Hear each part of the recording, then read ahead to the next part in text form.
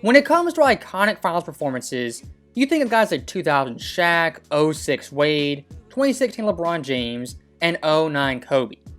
For all those series and all those players, there are huge implications for legacy and their overall standing in NBA history.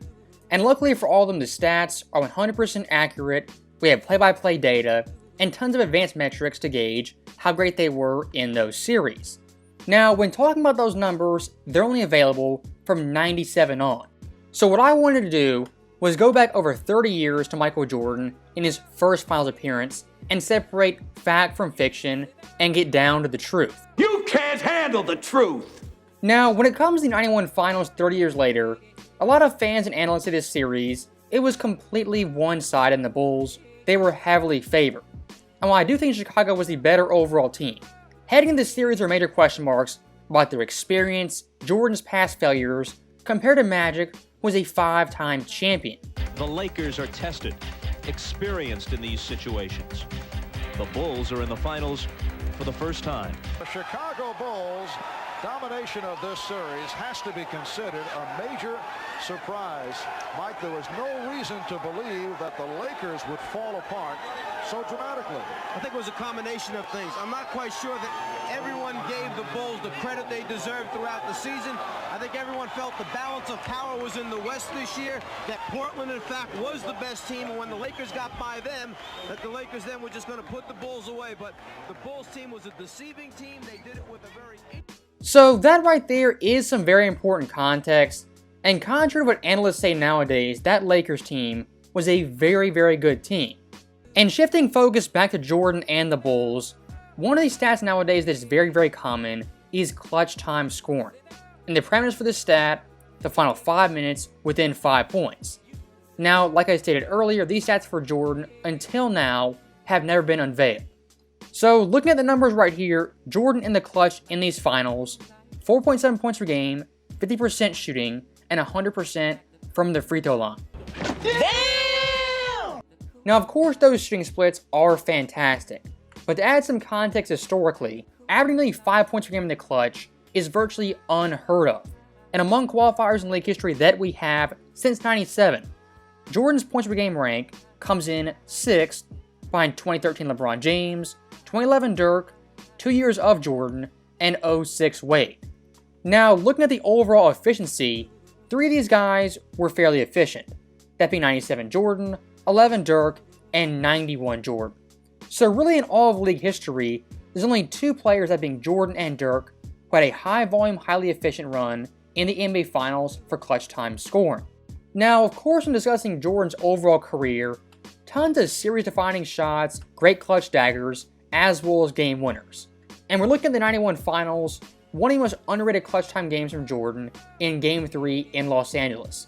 As at this point in the series, it was tied 1-1 with the Bulls, down by 2 points with under 10 seconds left.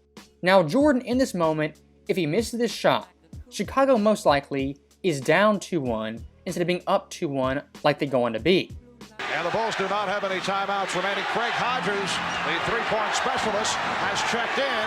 Here's Jordan on the pull-up. Yes! And the game is tied! That shot from Jordan right there swung the entire balance of the series. And of course, in overtime, to provide more context, Scottie Pippen in OT had already fouled out. And Jordan overtime, 6 points, 2 of 3 shooting, perfect from the line, and had 1 assist.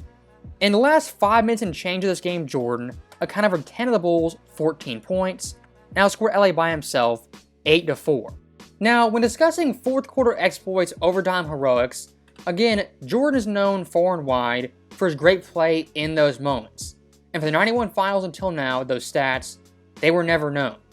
So, Jordan in the fourth quarters of this series, 8.8 points per game, 3.0 assists, 58.6% shooting, and 90% from the line. This is ridiculous, man. Ridiculous. And to provide much needed context, Jordan's fourth quarter stats of the '91 Finals, just off points per game, he ranks 16th all time. Still fantastic. But where Jordan separates himself is efficiency. As looking at those 16 players, only 3 of them shot better from the field than Michael Jordan. That being Durant in 2017, with the best spacing of all time, Giannis in 21 when he was playing center, and of course Shaq, the most dominant player since Wilt Chamberlain. When it comes to just raw points per game numbers, Jordan 91 not even on par with himself in 97 or 98, but where he separates himself is efficiency as well as playmaking. As looking at the NBA's all-time ranks in fourth quarter assists per game, Jordan 91 ranks tied for third only by an 0-2 Kidd and 98 Stockton. Now, to combine both those traits, scoring and passing the fourth quarter, Jordan all-time with the finals on record ranks first for points responsible for at just under 15 per game. That's what I'm talking about! That's why he's the MVP! That's why he's the GOAT! The GOAT! And of course, when it comes to media nowadays, they try to downplay Jordan's overall game and how well-rounded he was at his peak. As of course, 91 finals averaged 11.4 assists, which till this day is the most ever by a non-point guard or a player not named Magic or Bob Cousy. Some of the passes Jordan made in this series are just downright mind-boggling. And the closest thing we have to that in 2024, I would say is a guy like Ja Morant. As both him and Jordan, they can go airborne in midair, decide to shoot or pass, and dish it off for an easy assist and 2 points. Besides Ja Morant and Jordan, there's not really any player in league history who goes airborne, makes his choice in the air to pass or shoot. And in large part due to Jordan's hang time, the open shots Paxson got, the dunks Horace Grant got, the jump shots Bill Cartwright got, the buckets they had were just so easy. And the Bulls' offense, while it was a team-oriented system, the defense's focus more times than not was solely on Michael Jordan. If you double team Jordan, it's got to be tight. You have to come big. You can't let him look across the floor, sideline to sideline. Now, also one of the big-time staples in Jordan's game was his mid-range shooting. And for all these games 1 through 5, I tracked every single shot where he took it from, miss or make. And what I found is that Jordan in the mid-range was downright frightening, as in those 5 games combined, had 30 makes on under 60 attempts. Jordan on average in the series took 11 mid-range shots per game and made 6 of them. All time in the NBA Finals, that ranks third by an 0-1 Iverson and 97 Jordan.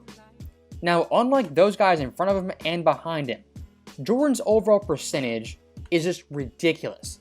And really for the entire series, wherever Jordan shot it from, he was money.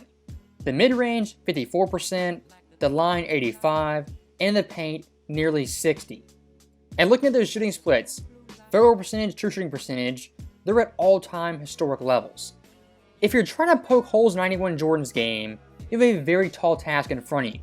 But even with that being said, one of the false narratives surrounding Jordan is that after game 1 of this series, Pippen is the guy who guarded Magic. Now, we saw Michael Jordan in game 1 of the 91 finals try to guard Magic Johnson, and Magic put a triple dub on his head.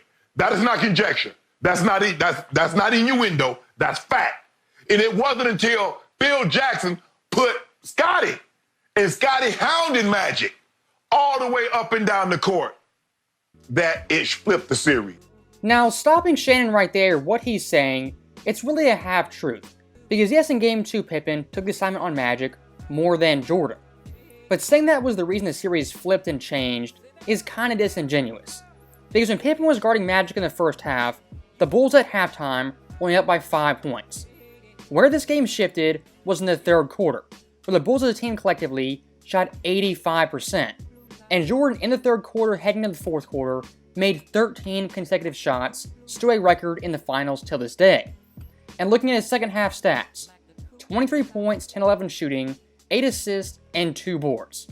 So yes, Pippen's defense in this game played a major role in them winning. But if you're looking for the driving force, the main reason they won, it's Jordan's explosion in the third quarter, as well as the fourth quarter. And the last myth I do want to debunk that's been prevalent for close to 25 years is the notion Pippen after Game 1 took the assignment on Magic and guarded him primarily. If you look at the overall stats by possessions, it's simply not true. Game 2, possessions guarding Magic, Pippen 47, Jordan 13. Game 3, Pippen 19, Jordan 56. Game 4, Pippen 16, Jordan 58. And last but not least, Game 5, a whopping 3 for Pippen and nearly 70 for Jordan. If you combine the possessions of Michael Jordan guarding Magic versus Pippen guarding Magic from games 2 through 5, it is 194-85. And the funny thing is, when Jordan wasn't guarding Magic, who was he guarding? Not James Worthy, not Sam Perkins, not Byron Scott, but a 7-foot Vlade Divac. Again, with Pippen on Magic, as a result, Jordan must guard someone else. Divac's in this cage. And he's going up against the 7'1" Vlade Divac. Are you saying the disparity is understandable? I'm saying that LA is in trouble right now with this guy handling against Michael. And it is a backcourt 10-second violation. Michael Jordan guarding Vlade Divac, a 7-foot offensive center, was by far the most shocking thing of this series. As yes, Jordan was 6'6", but guarding a center as a shooting guard, that's really unheard of. And what it does tell me is that Phil Jackson had so much confidence in Jordan as a defensive player, it didn't matter who he guarded, how tall they were, or how intimidating they were on the block. So that right there is the end of the video, and the quote-unquote official-unofficial documentary of Michael Jordan in the 91 Finals. His fourth quarter stats, his clutch time stats, mid-range shooting, his defense, and everything in between. As always, thank you guys for watching, hope you enjoyed it. I'll see you next time.